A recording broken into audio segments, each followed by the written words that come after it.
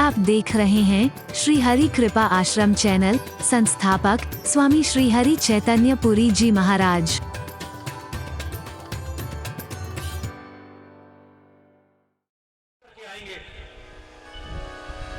घर में चाहे गर्म पानी से आते होंगे, लेकिन वहां ठंडे पानी में चाहे कितनी भी बुरी हालत हो रही है, फिर भी जय गंगा मैया की, जय गंगा मैया की। इतने में सबर नहीं आया। दादाजी नहीं आए ना, उन्होंने कहा एक डुबकी जय गंगा मैया की। चाचा जी नहीं आए ना, उनके नाम की भी।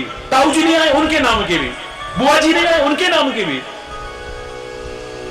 उत्साह देखते लायक बनता है, देखने लायक बनता है। बाहर के लोगों ने आकर के गंदगी नहीं की, वहां पर गंगा को प्रदूषित किया है, तो वहां के किनारे के लोगों ने जो अपने गंदे नाले उसमें छोड़ रखे, उसकी वजह से गंगा प्रदूषित हो रही है, नदियां प्रदूषित हो रही हैं। उनको सहज में मिली है, वो उसका महत्व नहीं समझ पा रहे। लोग दूर दूर से चल के आते हैं, कितना खर्चा करके आते हैं, कितने कष्ट उठा के आते हैं, और जब हिमालय में आते हैं, परमात्मा की विभूति उस हिमालय को देखते ही नाचने लगते हैं। कैमरे चालू, ओ देखो, ओ देखो। वहां खेतों में काम कर रहे हैं जो लोग, उनसे पूछो इस हिमालय की तरफ देखते हो कभी? एक काम रह गया, काम नहीं करना अपना, यही देखते रहेंगे। सहज में मिल गया ना, हरि बोल, जोर से बोल ना। आप भी आते हो कार्यक्रमों में, लाखों लाखों की भीड़। एक आदमी अगर महाराज जी को छू ले, एक व्यक्ति महाराज जी को छू ले, कई कई हजार लोग उसे छूते हैं, तो महाराज जी को छू के आया है, महाराज जी को छू के आया है। महाराज जी को क्रीम पाउडर नहीं लगाते, पर एंटीसेप्टिक क्रीम रोज लगानी पड़ती है, क्योंकि छूने के चक्कर में लोग अपने नाखून भी लगा देते हैं। पर आपके प्यार में मुझे वो भी सहर्ष स्वीकार होता है।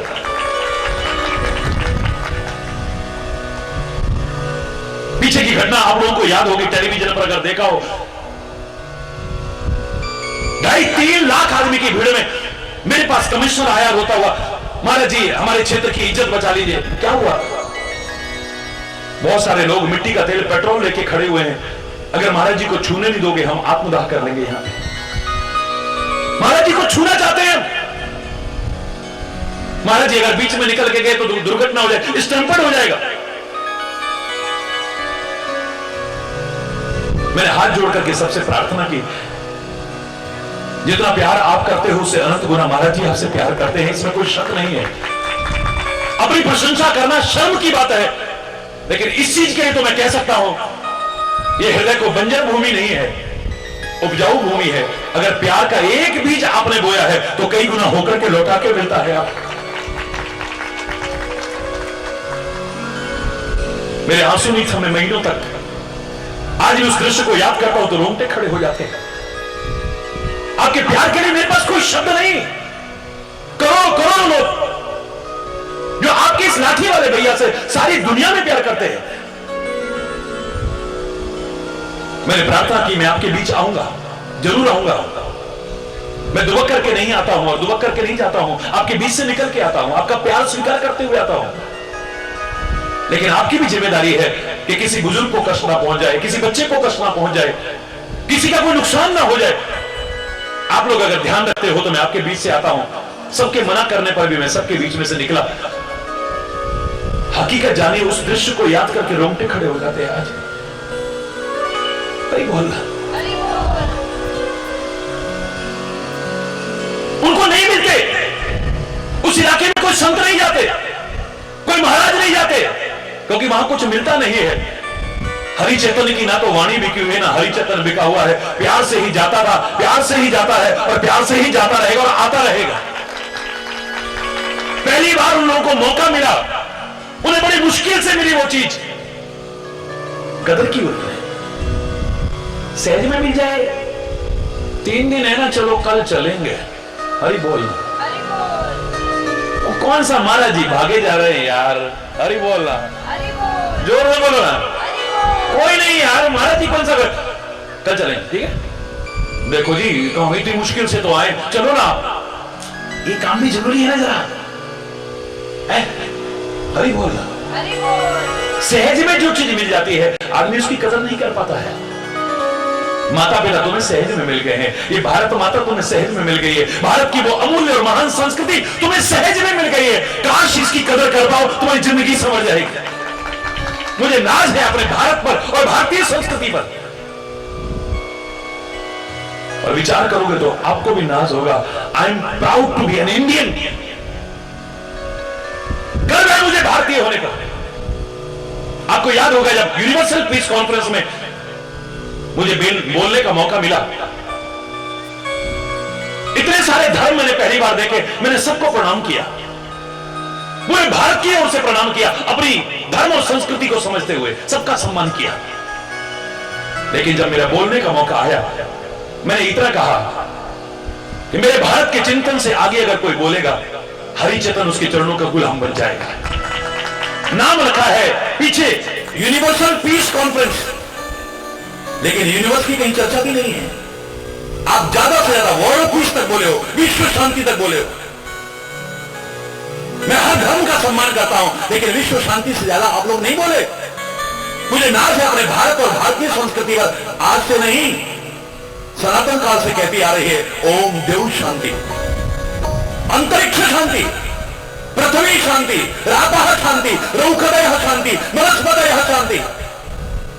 अंतरिक्ष में शांति चाहती है, पृथ्वी में शांति चाहती है, पाताल में शांति चाहती है, औषधियों में शांति चाहती है, वनस्पतियों में शांति चाहती है, और ज्यादा क्या कहूं, शांति रेव शांति, जो शांति में भी शांति चाहती है वो भारत की संस्कृति हो सकती है, कोई और नहीं। बाहर के लोग कह सकते हैं कि चंद्रमा पर हम चढ़ गए, तुम चंद्रमा की पूजा कर रहे हो अभी तक। हम मंगल पर चढ़ने की बात और रहने की बात कर रहे हैं, तुम मंगल की पूजा कर रहे हो अभी तक। अरे तुम रहना तो दूर, जैसे यहां गंदगी करिए वहां भी करते रहना। हम ब्रिलियन की पूजा करते रहेंगे, क्यों? ब्रिलियन का सम्मान करते रहेंगे, क्यों? क्योंकि हम ग्रेटफुल हैं, हम एहसान फरामोश नहीं। हम इंद्र कैसा है, क्या है, इस पर नहीं जाते, पर इंद्र हमें जल दे रहा है, हम उसका भी सम्मान करते हैं। तुम सूर्य पर भी जाकर के चाहे गंदगी कर देना, लेकिन हम सूर्य की पूजा करते रहेंगे। वो हमें प्रकाश दे रहा है, हमें अंधकार से उबार रहा है, हमें ठोकरों से बचा रहा है। ये देवता है हमारे लिए। देवता यानी जो देता है। हां, देवता भी मनुष्य बनने के लिए तरसते हैं, इतना याद रखना। इसका तात्पर्य मानव जीवन देव दुर्लभ है, इसमें कोई शक की गुंजाइश नहीं है। देवता भी मानव बनने के लिए तरसते, अपने किन्हीं पुण्यों के कारण वो देव बन गए, लेकिन इससे आगे अब कुछ नहीं कर सकते। वो इससे आगे कुछ करना चाहेंगे तो फिर मानव बनकर के धरा पर आना पड़ेगा, तब कुछ कर पाएंगे। तरसते हैं। श्री राम धरा पर आ रहे हैं मानव बनकर के, तो सारे देवी देवता तरस रहे हैं। कोई बंदर बन रहा है, कोई भालू बन रहा है, कोई रीछ बन रहा है। भगवान कृष्ण अवतार लेकर के आते हैं, कोई ग्वालबाल बनकर के, गंवार ग्वाल वाले बनने को तैयार है। इसी बहाने कम से कम पृथ्वी लोक पर हमें भी जाने का मौका मिलेगा, उनकी सेवा का मौका मिल जाएगा। नहीं बोल, ये भारत की संस्कृति कृतज्ञता ज्ञापन की संस्कृति है, एहसान फरामोशों की संस्कृति नहीं। क्या दिया हमको मां बाप ने, क्या दिया गुरु ने हमको, क्या दिया भारत ने हमको, क्या दिया परमात्मा ने हमको। आज तुम पाश्चात्य सभ्यता का अंधानुकरण करते इन बातों को दोहराने लग गए, लेकिन भारत ने तो कृतज्ञता सिखा दी कि हम इनका एहसान कभी चुका नहीं सकते हैं, लाख जन्म लेकर के नहीं चुका सकते हैं। मेरे भारतवर्ष में कोई भी धार्मिक अनुष्ठान अधूरा है अगर कलश स्थापित ना हो, और वो कलश मंगल कलश तब बनता है जब उसके ऊपर नारियल रखा जाता है। किसी का सम्मान करना हो और कुछ दो ना दो, वो लोग शॉल उड़ाते हैं, एक नारियल दे देते हैं, यही बहुत बड़ा सम्मान है अपने आप में। क्या है नारियल में, क्या है नारियल में? मैंने एक बार विचार किया, नारियल कृतज्ञता का परिचय देता है, हमारी तरह नहीं है। वो कहता है मैं कभी नहीं कहूंगा तुमने मुझे क्या दिया है। अरे समुद्र के किनारे होता हूं मैं, खारे पानी से सींचा जाता हूं मैं, लेकिन कभी भी तोड़ के देख लेना, मैंने उस खारे पानी को भी मीठा करके लौटाया है और साथ में नारियल भी दिया है। हम तो क्या कर रहे हैं, हमें नदियां मिली, इतनी पवित्र नदियां, हमने तो उनको भी गंदा कर दिया है। हवा मिली इतनी प्यारी प्राणदायिनी, हमने उसको भी गंदा करके रख दिया है। परमात्मा ने हमको मन दिया, मस्तिष्क दिया, हम क्या कुछ सोच विचार सकते थे, क्या कुछ कर सकते थे, हमने उसको भी गंदा कर लिया है। मन को भी गंदा कर लिया, मस्तिष्क को, विचारों को भी गंदा कर लिया है। हमने तो सब कुछ गंदा ही गंदा किया है ना। लेकिन नारियल कहता है कभी भी तोड़ के देख लेना, तुमने खारे पानी से सींचा था, मैंने तो उसको भी मीठा करके लौटाया है और साथ में नारियल भी तुमको दिया है। देखो इससे बढ़िया कृतज्ञता परिचय का दूसरा उदाहरण कहां मिलेगा? जब भी मुझसे कोई पूछता है क्या दिया भगवान ने, मैं कहता हूं क्या नहीं दिया है। क्या दिया है? मैंने कहा एक हाथ की कितनी कीमत है बताना जरा, कितने का एक हाथ बताओ? सारी दुनिया की दौलत इकट्ठी कर लें, गुप्त और प्रकट खजाने सारे इकट्ठे कर लें, एक हाथ नहीं मिल सकता ऐसा प्राकृतिक हाथ। भगवान ना करे किसी का हाथ नहीं है या नहीं रहता है, तब पता चलता है हाथ क्या होता है। आंखों की कीमत क्या है उससे पूछो जिसकी आंखें नहीं है या नहीं रहती हैं, जो देख नहीं पाता है। पैरों की कदर क्या है उससे पूछो जिसका पैर नहीं है या पैर नहीं रहता है। इन हाथों की कदर क्या है उससे पूछ करके देखो जिसका हाथ नहीं था या नहीं रहता है। जवान की क्या कीमत है जो बोल नहीं पाता, उससे पूछ करके देखो। दिमाग की क्या कीमत है उससे पूछ करके देखो, जो बेचारा सोच विचार नहीं सकता। लोग पागल पागल कहते हैं उसे, तुम क्या समझोगे, सहज में मिल गया तुम्हें। सारी दुनिया की दौलत इकट्ठी करके एक हाथ नहीं, कौन कीमत आ सकता है इसकी बोलो? कितने भी बड़े वैल्यूटर बनते हो आप, आजकल तो कंप्यूटर का जमाना है, एक सेकंड में नाप करके ये जमीन कितने की है, प्लॉट कितने गज का है, कौन से इलाके में है, कन्वर्जन करा रखा है, अच्छा इतने का है। ये गाड़ी कितने की है, कौन सा मॉडल है, कितना किलोमीटर चली है, कोई एक्सीडेंटल तो नहीं है, नहीं इतने की है। हर चीज की वैल्यू आंक सकते हो। फैक्ट्री कितने की है, मैं दुनिया की नहीं कह रहा, पूरे शरीर के लिए एक हाथ की कीमत आंक के दिखाओ ना। दुनिया के बड़े से बड़े वैल्यूटर को मेरे चैलेंज है, एक हाथ की कीमत। कहते हो क्या दिया उसने, दो हाथ कृपा करके तुम्हें दिए। सारी दुनिया की दौलत इकट्ठी करके एक पैर नहीं मिल सकता तुम्हें। कहते हो क्या दिया है, दो दो पैर दिए हैं तुमको। परमात्मा ना करे किसी की किडनी खराब हो जाए, अस्पतालों में जब जाते हैं ना रोंगटे खड़े हो जाते हैं। इसलिए हम तो रात दिन प्रार्थना करते हैं, सर्वे भवन्तु सुखिनः सर्वे सन्तु निरामया सर्वे भद्राणि पश्यन्तु मा कश्चित् दुःख भाग् भवेत्। ऐ परमात्मा सब सुखी हो, सारे निरोगी हो, सब अच्छे अच्छे दिखाई दें, कहीं दुख दिखाई ना दे। जब देखते हैं उन दुखी लोगों को तो हालत रोंगटे खड़े हो जाते हैं। भगवान न करे किसी की किडनी खराब हो गई है, किडनी तो अभी तक बनी नहीं है, उसी की दी हुई कहीं से लेनी है, उसकी कीमत तो आंक ही नहीं सकते। उसको फिट करने में, ट्रांसप्लांट करने में, प्रत्यारोपित करने में लाखों लाखों खर्च हो रहे हैं। उसके बाद भी बॉडी एक्सेप्ट करेगी कि नहीं, शरीर स्वीकार करेगा कि नहीं, कोई गारंटी नहीं। फिर भी जीवन बचेगा कि नहीं, कोई गारंटी नहीं है। कहते हो क्या दिया है, एक नहीं दो दो किडनियां कृपा करके तुम्हें दी। उसकी बनाई मशीनरी में जरा सी खराबी आ जाए, हाथ में जरा सी खराबी आ जाए, लाखों लाखों रुपए खर्च हो रहे हैं, और उसके बाद भी सामान्य जीवन नहीं है। अब ये मत करना, ये मत खाना, ऐसे मत रहना, ऐसे मत रहना, सामान्य जीवन नहीं, नॉर्मल लाइफ नहीं है। जिसकी मरम्मत में लाखों खर्च होते हो, वो मशीनरी कितने की होगी सोचो।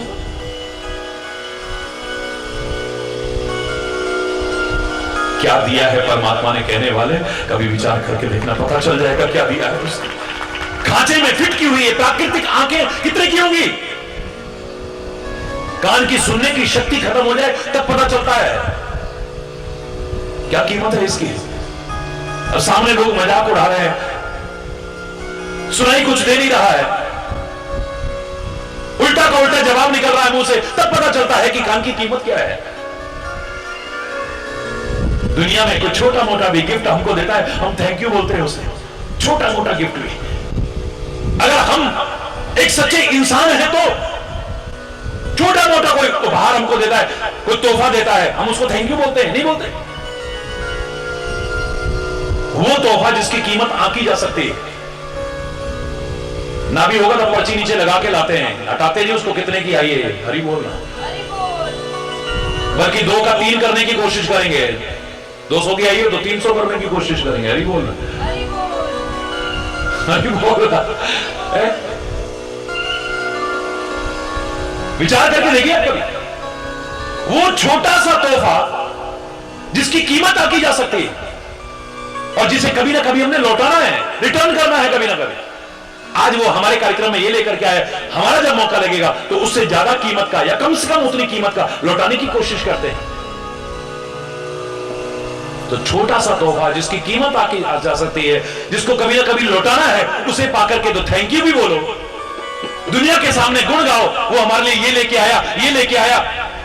और जब तक तोहफा रहता है उसकी याद रहती है। 50 साल बाद भी कोई पूछे ये कौन ले, कहां से लाए हो, पहले हम लाए नहीं, वो लेकर के आया था हमारे लिए।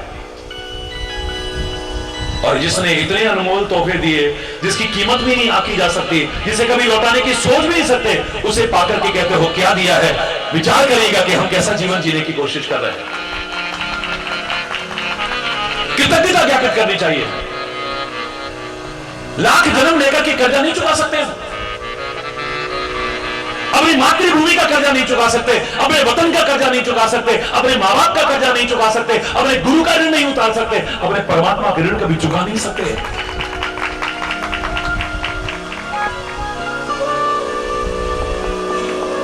परमात्मा तक हमें सिखाते हैं कृतज्ञता ज्ञापन।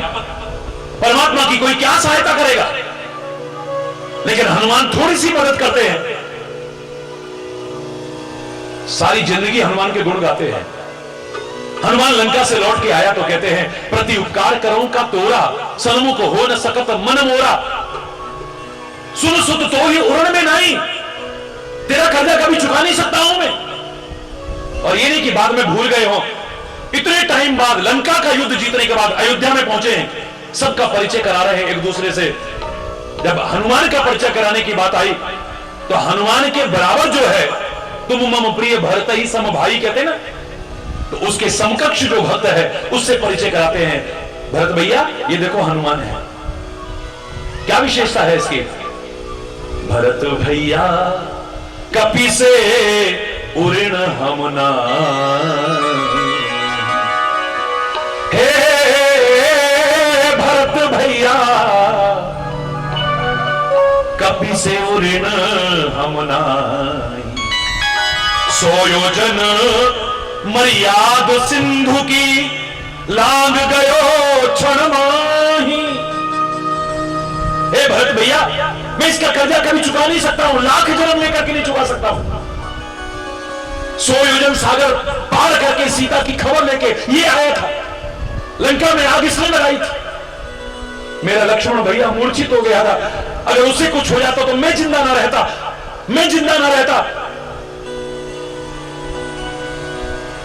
तो जानकी भी न रहती, पता नहीं क्या क्या अनर्थ हो जाता। हे भरत भैया ये था जो संजीवनी समय से लेकर के आया और मेरे लक्ष्मण के प्राण बचाए इसने। हे भरत भैया अगिरामण हमको उठा करके ले गया था पाताल लोक में, तब ये हनुमान ही था, कोई काम नहीं आया उस समय हमारे। ये हनुमान था जो जाकर के हमें अगिरामण के फंदे से छुड़ा करके लाया था, इसका ऋण कभी चुका नहीं सकता। जामवंत कहते हैं ऐ परमात्मा क्यों शर्मिंदा करते हो, आप पर कौन कर्जा चढ़ाएगा प्रभु, ये तो आपकी कृपा है कि आप सेवा स्वीकार करो। आपकी हमने सेवा की, ये आप पर एहसान नहीं है, हमारे जैसे पता नहीं कितने हैं। हमें तो ये कहना चाहिए कि स्वामी मोह न विसारियो, चाहे लाख नहीं कोटि लोग मिल जाएं, हमसे तुमको बहुत है पर तुमसा हमको ना है। हमारा एहसान नहीं कि हमने आपकी सेवा की, हमारे जैसे तो पता नहीं कितने पड़े हुए हैं आपकी सेवा करने वाले। ये तो आपकी कृपा है, आपका एहसान है कि आपने हमारी सेवा स्वीकार की, इस योग्य समझा हमें। हमने कोई कर्जा नहीं चढ़ाया आप पर। बोले नहीं मेरे पर कर्जा हो गया है और मैं कभी कर्जा चुका भी नहीं पाऊंगा। जामवंत कहता है ऐ मेरे परमात्मा पहले तो कर्जा चढ़ाया नहीं, और अगर आपको लगता है कि कर्जा चढ़ाया है तो कर्जा चुका देना चाहिए, कर्जा रखना अच्छी बात नहीं। श्री राम कहते हैं मैं कर्जा चुकाना ही नहीं चाहता हूं। अब क्षमा चाहते हुए मैं एक शब्द कहना चाहूंगा आपसे कि जो किसी का कर्जा न चुकाना चाहे उसे अच्छा कहोगे या बुरा कहोगे, बोलो जोर से बोलो, डरो मत, ठीक से बोलो, अच्छी बात है बोलो ना, अच्छी बात है। जामवंत कहता है प्रभु किसी का कर्जा मैं चुकाऊंगा नहीं, ये कहना तो अच्छी बात नहीं। श्री राम कहते हैं मैं चुकाना ही नहीं चाहता हूं, समझ में नहीं आई। कहते हैं परमात्मा बताइए ना आप क्यों नहीं चुकाना चाहते, अगर आप कर्जा समझ रहे हो तो। श्री राम कहते हैं हे जामन, हनुमान ने और आप लोगों ने मेरे पर कर्जा कब चढ़ाया, जब मैं मुसीबत में था। मेरी सेवा की, मेरा सहयोग किया आपने। वो कर्जा तब चढ़ा जब मैं संकट में था, और कर्जा कब चुकेगा, जब तुम संकट में आओ और मैं तुम्हारी सहायता करूं। मैं तो चाहता हूं तुम पर कभी संकट आए ही ना और मुझे तुम्हारी सहायता करनी पड़े। वाह क्या बात है। कई बार हम अनजाने में कितनी बड़ी गलती कर बैठते हैं। हमारे लिए कोई पसीना बहाए, हम क्या कहेंगे एकदम, तूने मेरे लिए पसीना बहाया, खून बहा दूंगा तेरे लिए। मतलब पहले तो झगड़ा हो, खून बहाने की नौबत आए, फिर मैं तेरे लिए खून बहाऊंगा। अरे बोल, अरे ये कहो है परमात्मा, इस पर कभी जरा सा भी संकट ना आए, इसके लिए कभी पसीना भी ना बहाना पड़े, इतनी कृपा बनाए रखना, इस पर कभी संकट ना आए। और हां अगर आ जाए तो खून भी बहाना पड़े तो हंसते हंसते बहने को तैयार है। यही कृतज्ञता ज्ञापन है। एहसान फरामोश नहीं बनना है, कृतज्ञता ज्ञापित करनी है, हमें कृतज्ञ बनना है। और परमात्मा का नाम जो हम लेते हैं ये उसके प्रति कृतज्ञता ज्ञापन है। ए परमात्मा, तूने हमें जन्म दिया है, कितनी अनमोल नियामतें दी हैं, लाख जन्म लेकर के तेरा कर्जा चुका नहीं सकते, बस तेरे को याद कर सकते हैं और क्या कर सकते हैं। एक व्यक्ति ने 88 वर्ष तपस्या की और कठोर तपस्या की तो भगवान प्रकट हो गए। भगवान कहने लगे पुत्र वरदान मांगो, पर पुत्र के तो तेवर बदल गए। अभी तक भगवान का नाम ले रहा था तपस्या करते हुए, अब बड़ा आकर के कहता है पुत्र वरदान मांगो। क्यों भिखारी हैं हम, मांगो। हरि बोलना, जोर से बोलो ना। पुत्र के तो तेवर बदल गए, क्यों मांगू मैं, क्या आप सबको दर्शन देते हो? बोले नहीं, मुझको क्यों दिए, मैं कठोर तपस्या की तूने, तो मैंने तपस्या की ना, मैंने जो किया है इसके बदले में जितना बनता है उतना दे दो। मांगो, भिखारी समझ रखा है, क्यों मांगो मैं। भगवान कहते हैं पुत्र, मां बाप से अगर बच्चा मांगे तो भिखारी नहीं कहते हैं। हरि बोल। मांगने वाले को भिखारी कहते हैं, लेकिन मां बाप से अगर बच्चा मांगे तो बोलो ना भिखारी होगा। पति पत्नी एक दूसरे से मांगे तो, मित्र मित्र एक दूसरे से मांगे तो, भाई भाई एक दूसरे से मांगे तो, मांगने वाले को भिखारी कहते हैं, लेकिन इनको भिखारी नहीं कहते। ऐसे ही संत से भी, सदगुरु से भी, परमात्मा से अगर मांग भी ले तो भिखारी नहीं है। आप तो कितना अच्छा भजन गाते हो यहां, की मंगना है गहरा कोलो, देके जो पछतावे, मंग ले अपने सतगुरा तो देंदिया देर न लावे। गैर कोल मंगीना, गुरा कोल संगीना, गैर कोल मंगीना, गुरा कोल संगीना। की मंगना है गैरा कोलो, की मंगना है गैरा कोलो, देके जो पछतावे, मंग ले अपने सतगुरां तो देंदिया देर न लावे। गैर कुल मंगीना, गुरा कुल संगीना, गैर कुल मंगीना, गुरा कुल संगीना। हरि बोल। मैं पूरा नहीं सुना रहा। और किसी से तो मत मांगना, पर संत से, गुरु से, परमात्मा से मांगना शर्माता काहे को है। उसके दरबार से दिल खोल के मांगो, क्योंकि उसके जैसा अपना कौन है। जो मैंने प्रारंभ में कहा कि हर दर्द की दवा है अपनापन, पर अपनों के दिए दर्द की दुनिया में कोई दवा नहीं है, याद रखिए। पर तुम्हें पता लगना चाहिए कि अपना कौन है और पराया कौन है। जिस दिन पहचान जाओगे आपका जीवन ही बदल जाएगा। याद रखिए, जो सचमुच अपना है उससे दूर मत भागो, और जिसकी वजह से अपना है सारी दुनिया, उससे दूर मत भागो कभी। हरि बोल, जोर से बोलो ना। परमात्मा कहते हैं कि मांगने वाले को भिखारी कहते हैं, बिल्कुल ठीक है, लेकिन माता पिता से बच्चा मांगे उसे भिखारी नहीं कहते। भाई भाई से अगर मांग भी लेता है तो भिखारी नहीं कहते। मित्र मित्र एक दूसरे से मांगता है तो भिखारी नहीं कहते।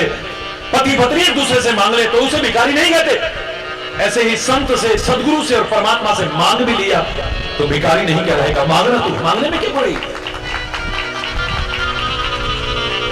हरि बोल, जोर से बोल, दिल खोल के। एक शब्द अगर मैं कहूं तो गहराई से विचार करिएगा। दिन का उल्टा क्या होता है? दिन का उल्टा क्या है? रात। सुख का उल्टा क्या है? बोलो, दुख। संत का उल्टा क्या है?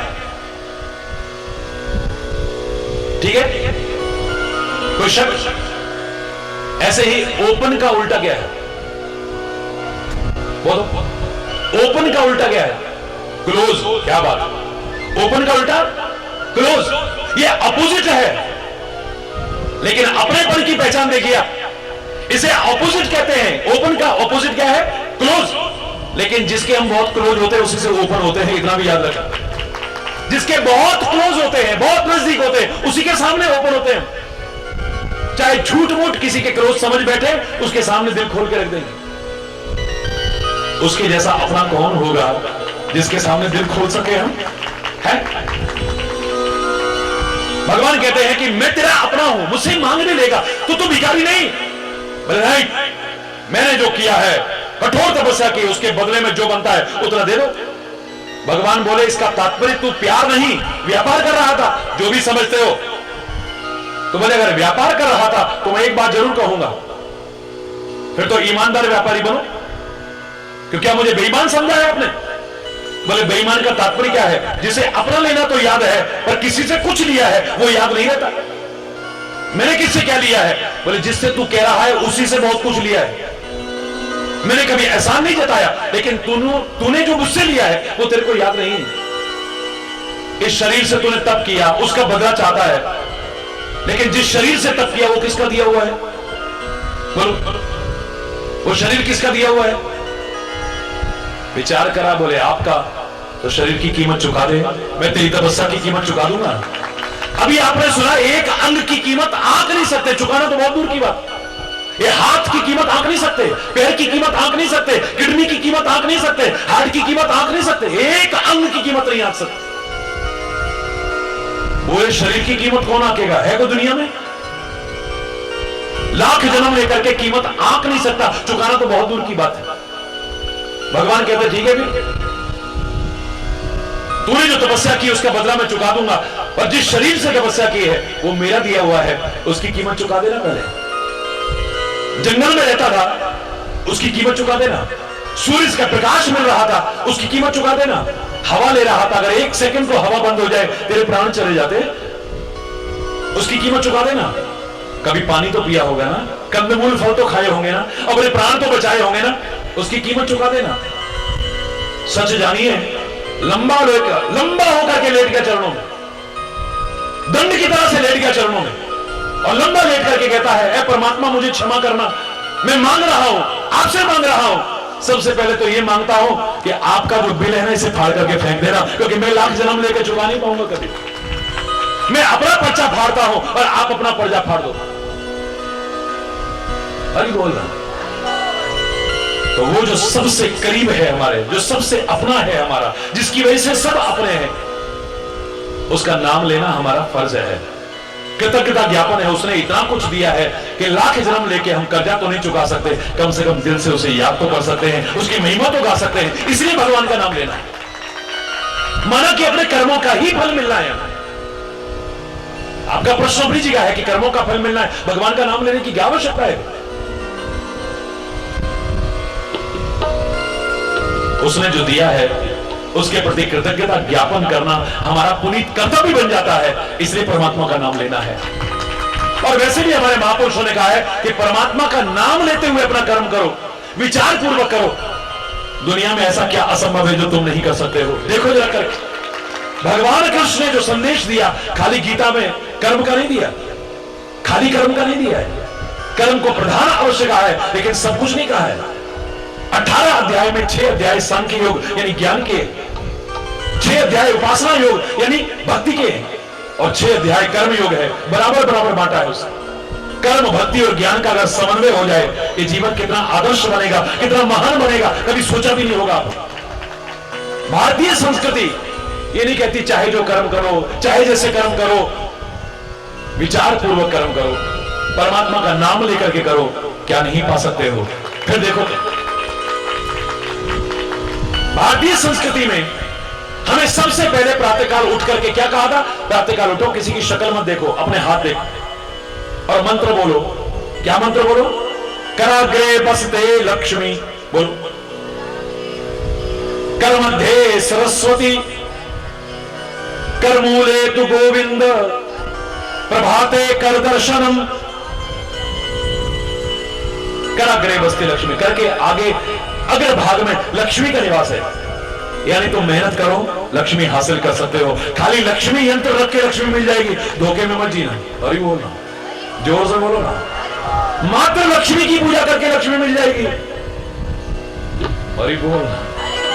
हाँ, जो यंत्र बेच रहे हैं उनके घर में तो जरूर आ जाएगी। अरे बोल भाई, जापान ने कौन सी लक्ष्मी पूजा की थी? कौन सा लक्ष्मी यंत्र है? हिरोशिमा कांड के कुछ समय बाद ही विश्व की महान शक्ति उभर के आर्थिक स्थिति में आया। क्या किया था उसने? मेहनत की थी। अरे बोल, मेहनत की। तुम भी मेहनत करो, लक्ष्मी हासिल कर सकते हो, इसमें क्या समझने की गुंजाइश? हाँ, लक्ष्मी पाकर के खाली सुख मिलेगा इस भ्रम में मत रहना। सुख के साधन जुटा सकोगे, सुखी हो जाओगे, इसकी गारंटी नहीं है। बड़े बड़े लक्ष्मीपति भी सब सुखी हो, बड़े बड़े धनाढ्य लोग भी सब सुखी हो, इस बात की गारंटी नहीं है। हरि बोल। कोई तन से दुखी है, कोई मन से दुखी है, कोई संतान से दुखी है, कोई पत्नी से दुखी है, कोई किसी चीज से दुखी है, कोई ना कोई दुख लगा है। नानक को दुखिया बोलो ना सब। जो सुखी जैसे दिखते हैं ना, उनको भी कभी खोल के देखना, फपोल के देखना, अंदर से न दुखड़ा निकल आए तो तब कहिएगा कोई ना कोई दुख अंदर से निकल आए। हंसते हुए नजर आ रहे हैं, खुश खुश नजर आ रहे हैं, लेकिन अंदर से देखोगे तो कोई ना कोई दुखड़ा निकल आएगा। हरि बोल है?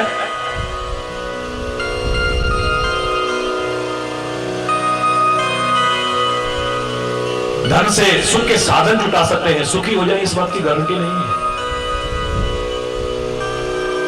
फिर सुखी होने के लिए तुम लक्ष्मी तो क्या, लक्ष्मीपति की भी पूजा करो ना। जो लाख प्रयास करके हासिल नहीं किया वो भी हासिल कर जाओ। वैसे भी भारतीय संस्कृति में लक्ष्मी का वाहन उल्लू बनाया है। कितना गहन चिंतन था हमारे ऋषियों का। ये भारत खाली कृषि प्रधान नहीं, ऋषि प्रधान देश भी है। ऋषियों ने कहा स्वरूप बना करके कि लक्ष्मी को पाना चाहोगे, अकेली आ सकती है। Nothing is impossible in this world. Impossible itself says that I am possible. Impossible के स्पेलिंग क्या है? I am possible.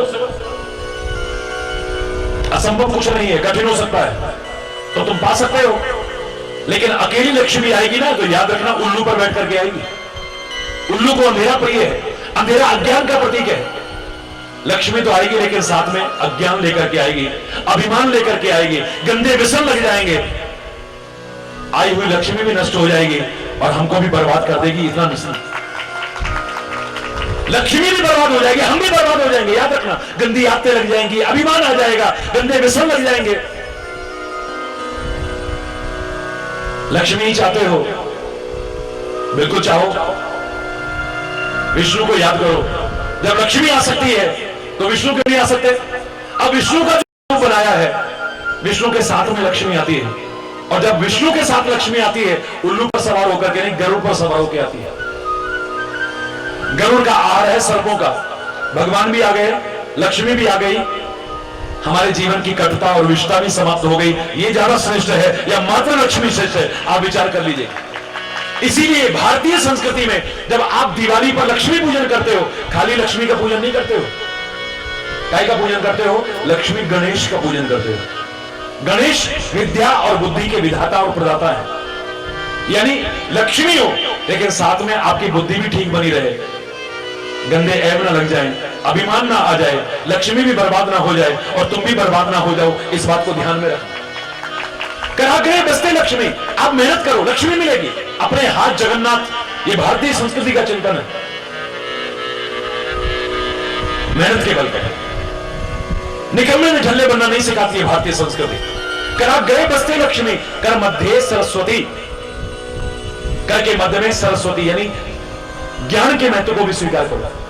और कर मूले तो गोविंद, कर के मूल में, इन सब के मूल में क्या है? गोविंद, यानी परमात्मा का भी स्मरण करो, सोने में सुहागा हो जाएगा, जीवन का वो आनंद आएगा जो लाख प्रयास करके आप नहीं प्राप्त कर पाए।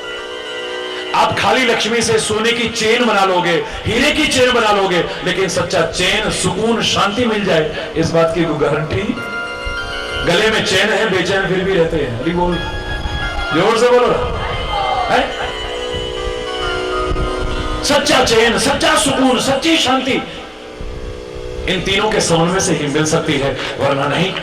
कर्म, भक्ति और ज्ञान का समन्वय हो जाए। एक तो दूसरे की शक्ल मत देखो, सुबह उठते ही अपने हाथों को देखो, क्योंकि दिन कभी खराब हो गया तो आप क्या कहोगे? ऐसा मनुष्य की शक्ल देखी, हमारा तो दिन खराब हो गया। आपने उससे नहीं कहा, पर कभी ना कभी उसे पता जरूर चलेगा। आप उसे मनुष्य कहते हो। सद्भावना पैदा होगी या दुर्भावना? बोलो, दुर्भावना आएगी तो इस दुर्भावना से भी बच जाओगे। किसी की शक्ल नहीं, अपने हाथों के दर्शन करो, इसी में लक्ष्मी के दर्शन करो, इसी में सरस्वती के दर्शन करो, और इसी में परमात्मा के दर्शन करो। इन तीनों का स्मरण करते हुए फिर जीवन में आगे बढ़ो, फिर देखो क्या मिलता है। श्रद्धा और श्रम का समन्वय हो जाए, फिर देखो असंभव को संभव कर लोगे, कठिन को भी सरल कर लोगे। कैसे? शेष कल आज यहीं पर अगर कोई गलत शब्द निकला हो, उसके क्षमा चाहता हुआ अपनी वाणी को विराम दूंगा। एक बार जोर से बोलेंगे, धर्म की, अधर्म का, प्राणियों में, विश्व का, गौ माता की, भारत माता की, गंगा माता की, संत समाज की, भारत की देवियों की, भक्त समाज की,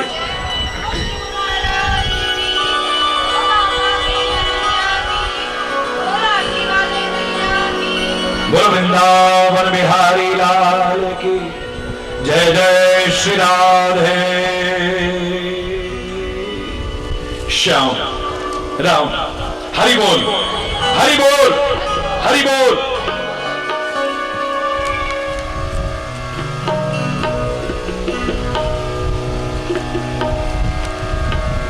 मैं नचना शाम दे नाल, अज मैनू नच लैण दे, नी मैं नचना शाम दे नाल, अज मैनू नच लैण दे। सब अपनी अपनी जगह पर खड़े हो जाएंगे और इसके बाद आरती। नचना नी मैं नचना शाम दे नाल, अज मैनू नच लैण दे, नी मैं नचना शाम दे नाल, अज मैनू नच लैण दे। नच लैण दे, नच लैण दे, नच लैण दे मैनू, नी मैं नचना, नी मैं नचना शाम दे नाल, अज मैनू नच लैण दे, नी मैं नचना शाम दे नाल।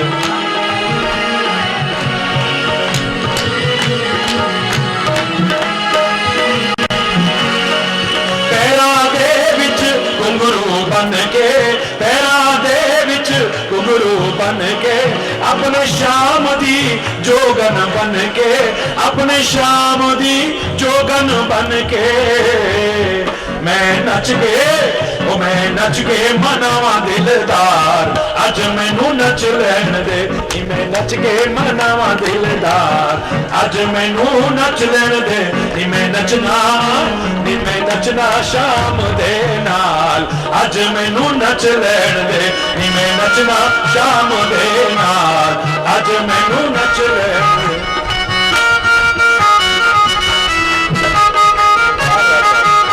दुनिया लई में नचिया बतेरा, दुनिया लई में नचिया बतेरा, फिर भी ना कोई बनया मेरा, फिर भी ना कोई बनया मेरा। मेरा श्री हरि, मेरा श्री हरि प्यारा यार, अज मैनू नच लैण दे, मेरा श्री हरि प्यारा यार, अज मैनू नच लैण दे, मैं नचना शाम दे नाल, अज मैनू नच लैण दे, मैं नचना शाम दे नाल, अज मैनू नच लैण दे।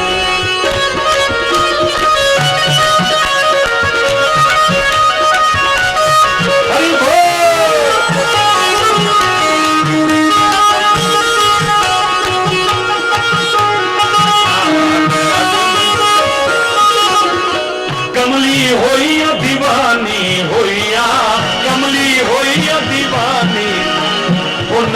तेरे दी मस्तानी होइया, नाम तेरे दी मस्तानी। ओ कमली होइया दीवानी होइया, कमली होइया दीवानी होइया, नाम तेरे दी मस्तानी होइया, नाम तेरे च मस्तानी। मैं की करना संसार अज मैनू नच लैन दे, नी मैं की करना संसार अज मैनू नच लैन दे, नी मैं नचना शाम दे नाल, अज मैनू नच लैन दे, नी मैं नचना शाम दे नाल।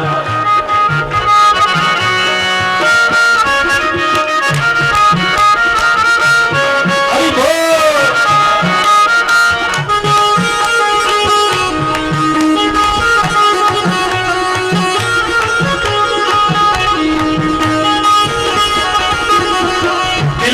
बस गए बाके बिहारी, दिल विच बस गए बाके बिहारी, मेरी उसदी पक्की यारी, मेरी उसदी पक्की यारी, दिल विच बस गए बाके बिहारी, मेरी उसदी पक्की यारी।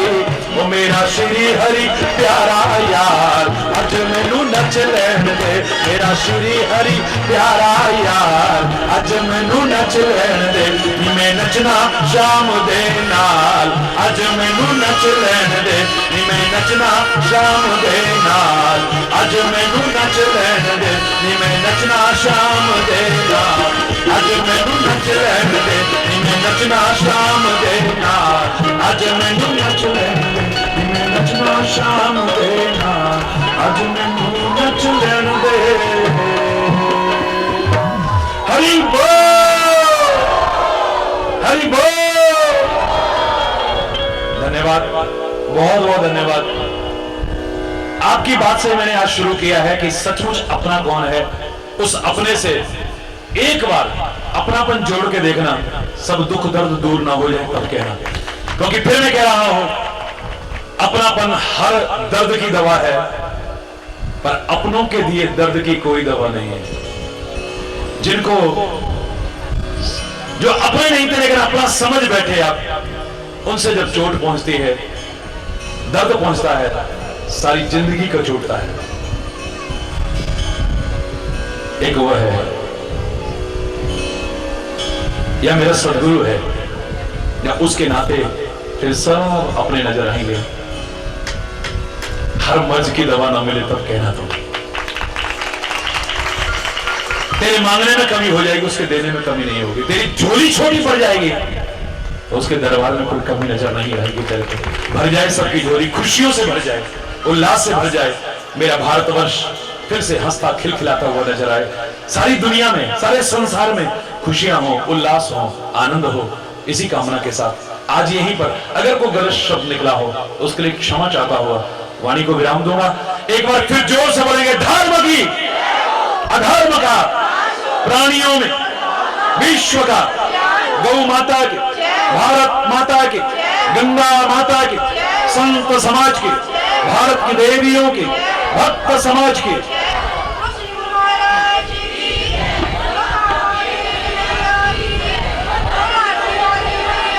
बोलो वृंदावन बिहारी लाल की जय। जय श्री राधे श्याम राम। हरि बोल, हरि बोल, हरि बोल।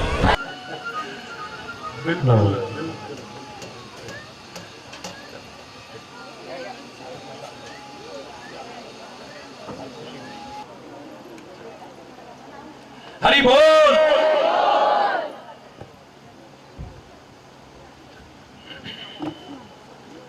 पवित्र हाजरी, इस बहुत ही पवित्र दरबार में हाजिर सभी मेरी सत्कारजो बहनें भाई, बहुत ही सत्कारजो शहर के जाने माने लोग, आज जो प्रभु के चरणों में यहाँ उपस्थित हुए हैं। ये संतों महापुरुषों की धरती है होशियारपुर, और स्वामी जी ने यहाँ आके जो भक्ति की लहर, आज मैं नीचे बैठा सुन रहा था, बिल्कुल थकावट उतर गई। जो मन में एक थकान थी 5-10 मिनट में सारी दूर हो गई स्वामी जी के प्रवचन सुनकर। किसी धार्मिक स्टेज पे कभी कोई, ये अच्छी बात नहीं है कोई राजनीतिक आदमी कोई यहाँ स्पीच करे या बोले, लेकिन प्रभु का हुक्म हुआ। मैं आपके चरणों में यही अरदास करता हूँ कि जो मेरा शहर में तंदुरुस्ती बनी रहे, अमन और शांति बनी रहे, प्रभु की सभी कृपा यहाँ बरसे और आप लोगों का आगमन ऐसे ही होता रहे, ऐसे ही प्रभु का वचन, ऐसे ही गुरबानी, ऐसे ही प्रभु का प्यार हमारे हुशियारपुर में बरसता रहे। आप लोगों का बहुत बहुत धन्यवाद। हरि बोल।